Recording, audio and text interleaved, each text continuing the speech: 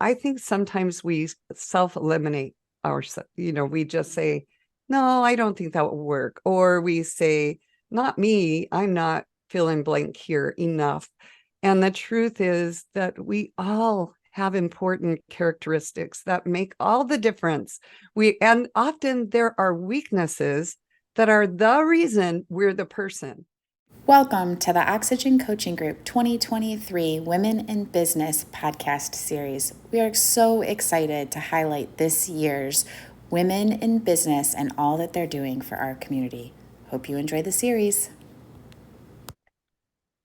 Hello, Oxygen community. Okay, so I am kind of sad because this is the last episode in our Women in Business series, but we saved the best for last. And I cannot wait for you to hear about the just ripple effect that this woman is having on the world. So let me introduce to you Celeste Mergens, and she is an author and just I'm going to let her do it, but she's here to talk to you today about the book that she has released about her work with Days for Girls and how you can make a difference in the world. So Celeste, thank you so much for joining us and welcome to the Oxygen Podcast.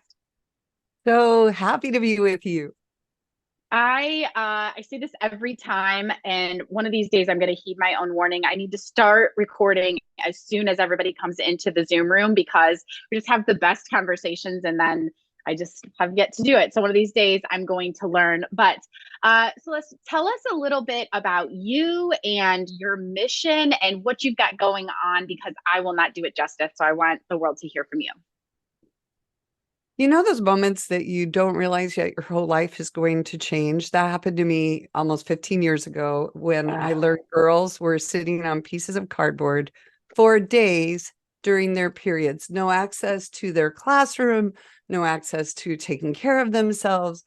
That moment changed the trajectory of my life. And it became the founding of a global movement called Days for Girls. And Days for Girls helps people have access to menstrual care products and conversations about health that shatters stigma around a basic human biology of menstruation. Who would have guessed it would be such a big deal? It turns out it gives not only your days back, but opportunity, education, strength, and health. And now we've reached more than 3.1 million women and girls in 145 countries on 6 continents.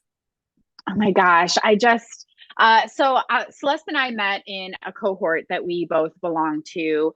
And I feel like just by chance, because that group is so large that when you actually connect with someone, it's totally random. And when you started to kind of say what Days for Girls was and really give it some meaning, and I think we kind of live in this country with blinders on that. Having a young person, a young girl in a country who actually dies from not having the correct type of menstrual products because she's not cared for properly. I gotta tell you, my naivete set in because I was like, wait a minute, what do you mean they're dying from this type of neglect, and that there really is not education across the world that this is a very natural thing that happens to young girls. And by the way, it needs to be cared for. When you started just even telling people about the fact that this was not a universal known thing and that it needed attention, I know that other women in the breakout room that we were in that day were shocked. I was totally taken aback and very embarrassed that I didn't know. And then to know that you had taken so many strides to make change and help these young women, I was just humbled to be even around what you had going on. That's so generous. Here's the truth. It didn't happen because of me. It happened because of the power of we. When this happens, when you hear about it and you go, hey, I'm raising my hand as a business leader to say, let's talk about this. And when we all link arms and say, this is one of the world's most prevalent taboos. Isn't that unbelievable? But think about it, even where we live, we'd rather talk about almost anything than periods. there are actual studies about this. So imagine the importance of speaking up and shattering this shame. And I didn't have any idea that any of this was going on. And it still amazes me that something so basic that connects us all, because without periods, there would be no people, Yeah, true.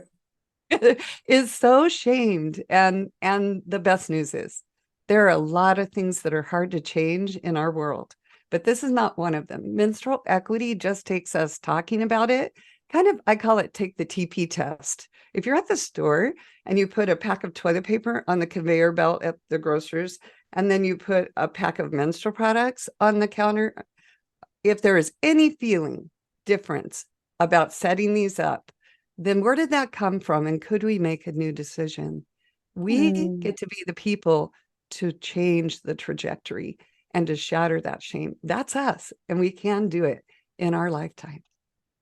So I love this so much because one of the things that you said was all I did was I saw a need. And this is one of the reasons why, and we're going to talk about your book here in just a minute, because again, like ask a woman to do something amazing and then watch her do 5 things that are amazing.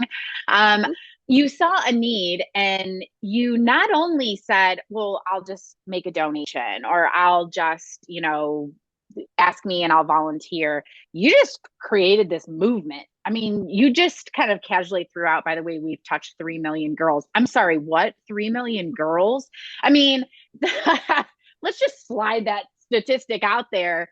You saw a need and you did what it took to close the gap. And maybe not completely, because I don't know that this is something that will ever get closed completely. We see enough other issues in our world that will continue to, expose the gap and close the gap and expose the gap and close the gap again. However, this is business 101. Where do you see a gap and what are you going to do to close it? And then you go and you write a book about what it's like to make a difference in the world. What's going to be your thing and how are you going to make a difference? And said book on day 2 of the TEDx Women's Conference sold out. These are just, again, a few random statistics that you throw out, like, everybody does it.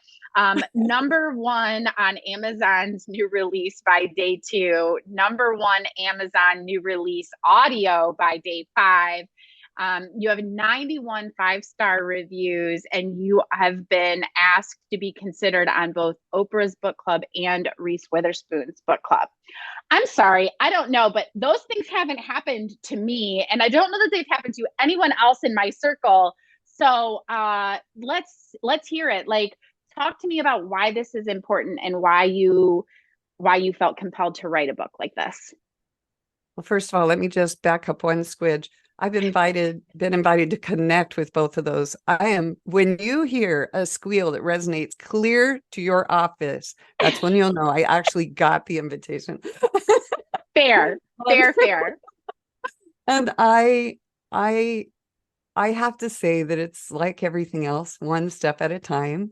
Show up, say yes, have the courage to recognize, I think sometimes we self-eliminate ourselves. We just say, no, I don't think that will work. Or we say, not me, I'm not fill in blank here enough.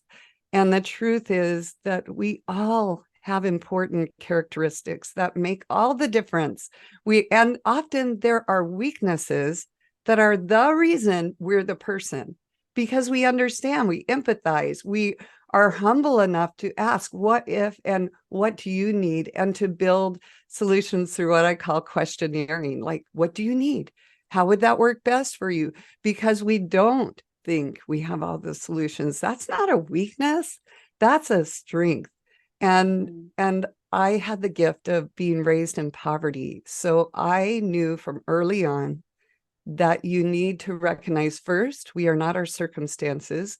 No one gets to define us. I had an amazing experience that taught me that at age 5. And second, that if you want something done, you can be resourceful. You don't have to do it the way everybody else does it. And both of those things have been a tremendous gift. And honestly, Kat, some of the hardest things I have ever gone through prepared me for the tenacity it would take to build Days for Girls. Prepare me to go, I don't care what anyone says, it doesn't matter how many, it only matters that one by one, we reach more and that we make this as scalable as possible. That was the focus, and it was the daily passion. And all of that came from experiences that may or may not have been the traditional educational venues. I'm really grateful for that. And this book, The Power of Days, is proof of that times thousands. Yeah, it's amazing to me to hear you, because we now spend a pretty considerable amount of time together because we're in multiple groups together now. Once I get you in my community, like I kind of tuck you under my wing, and that's exactly what happened when you and I finally understood that we think very similarly. Everything that I hear you put out in the world is perpetually an invite to come along with you and to scale with you. And that is not common. That is not, like one of the earlier episodes that we did in this series was with Dr. Kristen Donnelly. And she spoke very eloquently to the types of communities or the types of different countries that we all choose to live in, and some are very isolating and some are very communal. And we are not made to be isolated, and one of the things that makes you so approachable and makes what you're doing very approachable is this, like invitation to come with you, an invitation to scale with you, and, an invitation to do whatever next person sees. I'll show you how to do it. Like, you are so easy to be around, and it's rare. Thank you. Thank you. I think it's about being audacious. Can I say that? Absolutely. This is why you are here, Celeste. There are 5 women that were in this group, that were in this series, and we are choosing to highlight you because I think that what you have to say is that important. So absolutely, you can say it. Thank you. I feel like if you're going to set a goal, set the one you want. Don't set the one that you're thinking is doable. Set the one that makes your heart flutter a little bit and you go, oh, man, if that happened. And then take off the fear of failure mode. Just click that one off. And instead, click on what would you love? And so back in 2010, 2 years after this happened, I was observing all the people that were like, oh, we heard you're a great keynote speaker, but we have to cancel you. We just heard what you're going to talk about. And instead of going back up mode, I went, okay, that's it. How do we get people to realize we can talk about this? So we made a Guinness World Record, and it was in the news, and it was most panties worn at once, because people can talk about panties, but not periods. And so we made that point. And then the next thing was in 2012, like we had a strategic planner come, what is your goal and purpose that's measurable and achievable? And I said, every girl, everywhere, period. They're like, okay, let's define measurable and achievable. And I said, but this is measurable and achievable because it's one at a time. It's about partnerships. It's about solutions that work. It's about listening. It's about linking arms and everyone being invited. It is doable. And of course, it was like, blink, tell me about something else that would be measurable. But the truth is, Kat, unless it wakes you up in the morning because you're so excited to take it on and you don't care. I have had things I started and it went incredibly, and I had so much fun with it. And then something turned in the market or something happened. And instead of feeling like I failed, I can't try again, I realized, woo, I had so much fun. I gained so much from it. I met new people and experienced new things. What's next? If we can embrace every part of the action with the audacity to say, you know what, I can make a difference, and I can link arms with others, and where I'm weak, others will be strong. And it's okay if we fail forward, because you cannot succeed at your highest unless you're willing to know you're going to learn the hard way and the easy way. And sometimes the greatest lessons are the hard way, failing forward. Yeah, I heard the comment within the last couple of weeks that said you are best equipped to serve those that you used to be most like. Mm-hmm. And so I think for those of us who have kind of built ourselves from a situation that was maybe not ideal, you start to see a great amount of success. And it's not underdog, and it's not, some other cliched term. It's understanding where you came from and being willing to reach back and take people with you and reach back and empathize. But you're still this very forward thinking, momentum driven person, because you don't want to go back, but you also empathize and want to be a solution driven person when you realize that you are the person who is best served to help those that used to be just like you. Well, and this kind of the joy of the dance of living, we all need each other. Truly, we do. To your point earlier about community, we really do need each other. So whether you're an introvert or an extrovert, we're all needed. And I feel like our talents and weaknesses come together like a great big puzzle. If you're not showing up, then this enormous, incredible puzzle that's so complicated right now will be missing an important piece. So when we have that feeling of fear, we get to it's not that you go, I am not afraid, I'm not afraid, I'm not afraid. Instead, as Elizabeth Gilbert said, tell fear to buckle up in the passenger seat because it's coming along. Just thank you, fear. I know you're here for the ride. That's a good sign, but I've got the steering wheel and I've got the radio. Let's go. I love that. That's pretty good. I might have to use that one. All right. So what would you tell someone that is wanting to be on a journey similar to what you have done successfully? What would you tell them that's starting off or wants to do something similar to you that has a very philanthropic impact? What would you tell them I would at the say, beginning of your journey? evaluate what you really want to do and don't be afraid to focus. So for menstrual health, first of all, who wants to talk about that? Really, we got a lot of pushback on that. And yet I knew this thing could have impact, just focus here. And we didn't choose to be distracted by any politics, we were completely neutral, this very clear lane so that we could swing away and make serious inroads there. So if your desire is to help a community, it's this community in this place that's great. You don't have to make it global.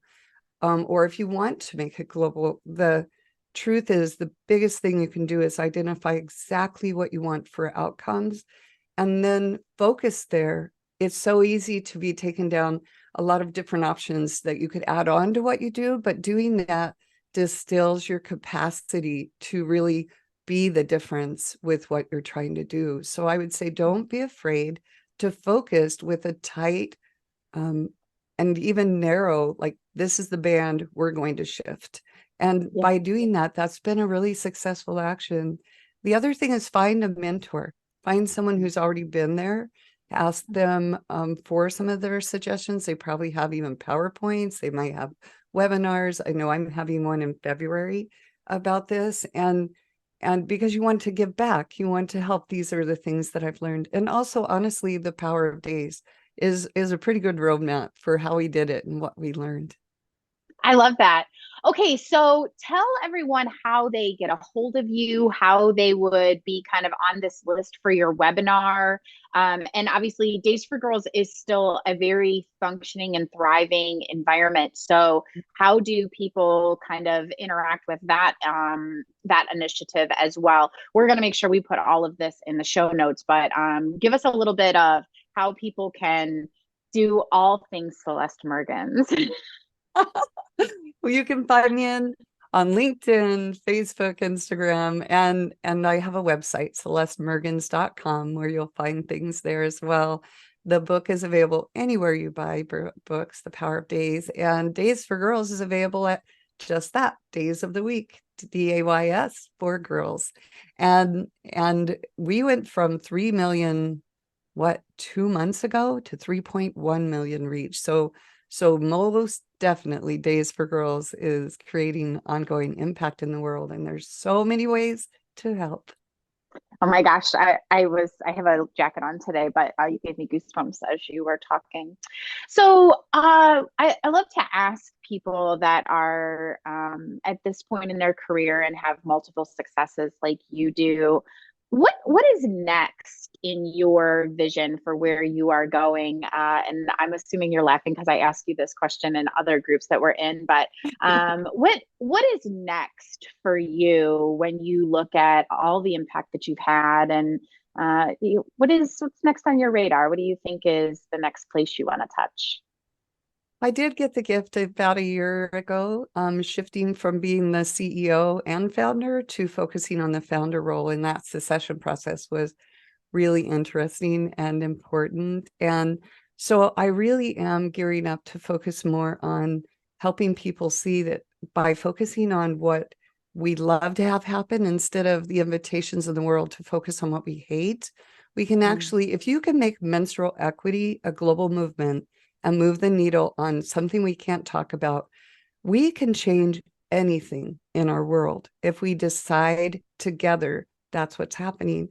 So my hope is to be a voice that calls people to come together for whatever they would love, which is also what the book covers. But I feel like we're in such a crucial moment. This is a moment where we get to choose door one or door two, and door two is not a good one. So I feel like the only way to shift some of the things happening is for us to decide not to listen to the voices calling for hate, and to listen instead for the inspiration in our hearts that we want to create good and what would we love to have happen. That is my focus right now, along with Days for Girls and the book and family and hikes, all the good things. Just a few of those things,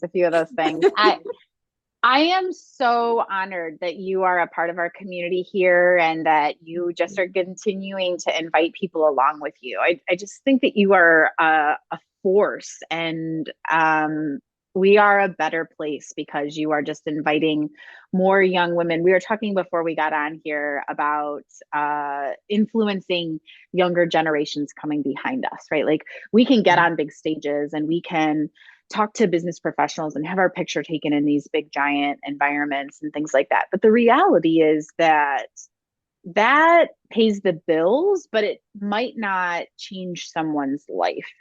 And I think that I'm like, even talking to you today, I noticed one of my favorite pictures that you have is the one that's behind you in the camera today, of just excited young people and people who change lives. And there's not a lot of people who do that. Well, I think there may be more of us than we think. And that's why we're all needing to take responsibility to show up and share. Because if you don't raise your voice about the good that you want to do in the world, like you did going to the eighth graders and saying, here's your negotiation power. And someone, when I was in eighth grade, taught us semantics, the importance we don't see things the same way.